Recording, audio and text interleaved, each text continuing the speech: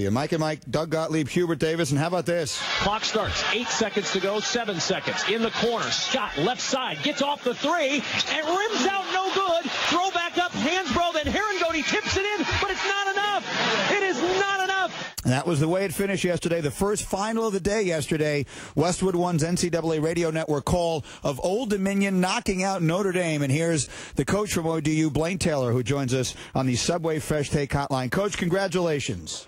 Yeah, good morning, fellas. I didn't know the loss goes so hard on goalie could have to take the day off. Coach, normally when you play a team that shoots the ball from three, as well as Notre Dame does, the coaching adage is, of course, you never go zone. There's just too many gaps, too many openings. Yet you guys use the zone to get back in the game as you struggled on the offensive end in the first half. Why'd you use the zone to match up against Notre Dame? Well, first of all, Doug, I got to compliment you for picking us to win yesterday. So I was talking to Jason Smith on your show yesterday. I was giving a bunch of crap about you picking us. And all that kind of stuff. Well, they jumped us pretty early. That new pattern and stuff, we were chasing them all over the place, Doug, and we were just wasting energy. You know, for 25 seconds they were going to do anything but just run around. And it's very tactful, but in my opinion, I just said, well, heck with that, let's make them come to us. Now, conventional wisdom says you probably can't zone them, but it did put them on a short clock, having to attack the zone because they had no intention to shoot nerdy. So, you know, it seemed to work. Now, it was a little bit of a racy move because we were in a little bit of a hole and we did it, but we've been able to do it this year. We've got pretty good length and size, and I like to think we run some decent zones. You know, I kind of came through the Judd Heathcote little matchup zone kind of basketball school in my family tree, so it worked. And you know, but there's a little luck. I mean, that last shot that rims out, and you know what you try to do, and kids making plays. You know, it was just a wild day yesterday. I would tell you this aside, being the first game was really fun because when we got done, we got to enjoy the rest of the tournament all day long without having to worry about our game coming next.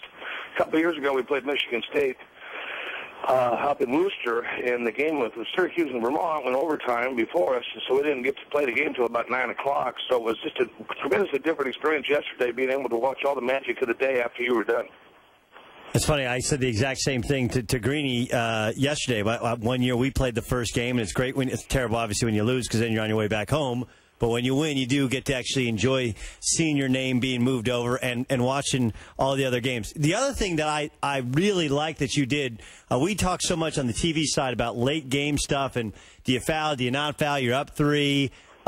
You chose to, it seemed like you kind of extended your zone almost to half court to kind of corral Torrey Jackson. You're down 3 points. They have the ball with time winding down.